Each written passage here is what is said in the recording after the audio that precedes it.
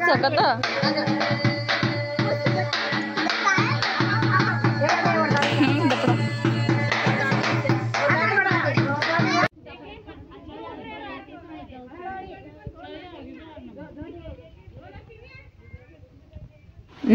मित्रांनो, कसे आहात तुम्ही? आशा करते की तुम्ही नक्कीच मस्त आणि स्वस्त असणार। तर मी आहे नेहा शेरे आणि मी परत एकदा घेऊन आलेले आहे तुमच्यासाठी नवीन व्लॉग माझ्या चॅनलवर, ज्याचं नाव आहे शेरे फॅमिली व्लॉग। लाईट नसल्या कारणाने श्रीषा माझ्या मांडीवरच झोपली होती आणि ही बघा माझ्या ओवीची छान छान मेहंदी। तर आज आहे दीपाली आणि विनयाच्या हळदीचा कार्यक्रम।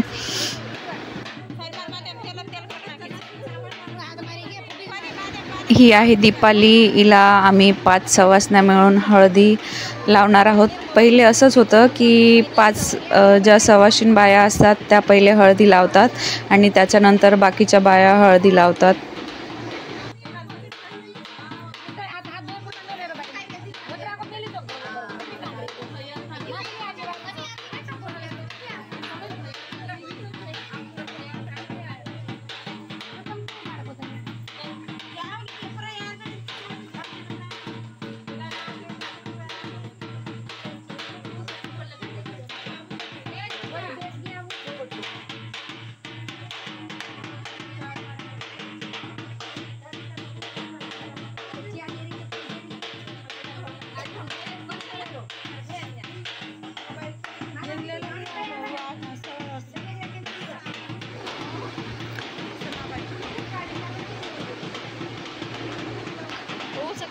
इथे वंदनाताई खूप रडत होत्या, खूप म्हणजे खूपच रडत होत्या, कारण दोन्ही मुलींचं लग्न सोबतच आहे, त्याच्यामुळे त्यांना खूपच दुःख होत होतं आणि स्वीटीताई त्यांना धीर देण्याचा प्रयत्न करत आहे। आणि ह्या आमच्या गावातल्या सगळ्या बाया इथे जमलेल्या आहे हळदी लावण्यासाठी।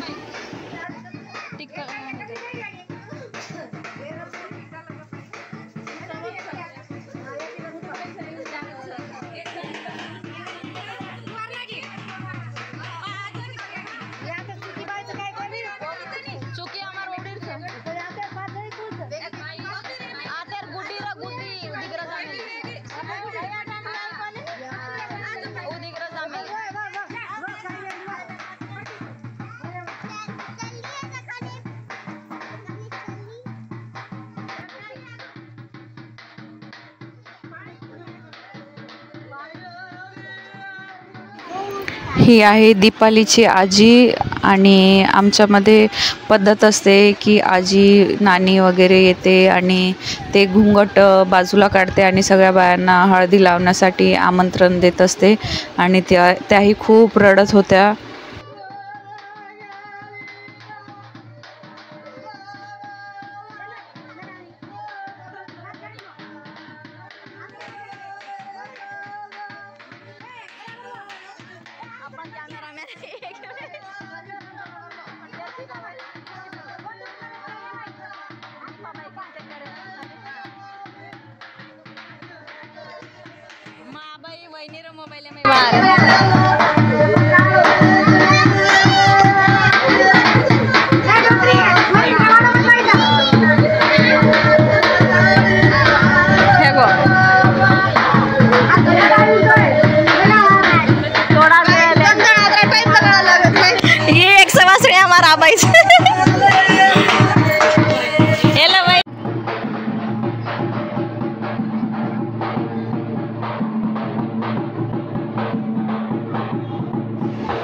इथे चालू आहे आता विनयाच्या हळदीचा कार्यक्रम। विनयाची हळद ही आमच्या घरासमोर लागत होती, कारण दोघी बहिणींचं सोबत करू शकत नाही, त्याच्यामुळे दोघी बहिणींची हळद वगैरे सगळं फंक्शन वेगवेगळे ठेवलेले होते आणि आमच्या घरासमोर मंडप टाकलेला होता विनयाच्या हळदीसाठीचा।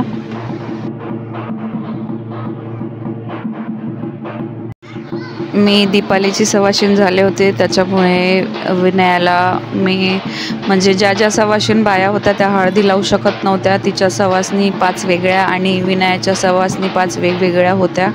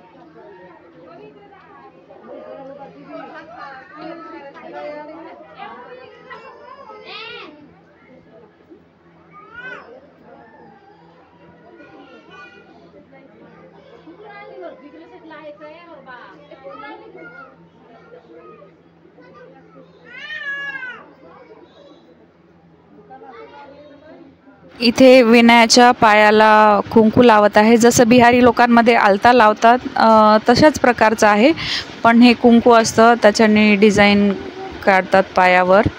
त्याला मळवट भरणे असे म्हणतात. ते डोक्यालाही करतात, पण डोक्याला जास्त उमटून जाते, त्याच्यामुळे डोक्याला न करता फक्त पायालाच करत आहे इथे.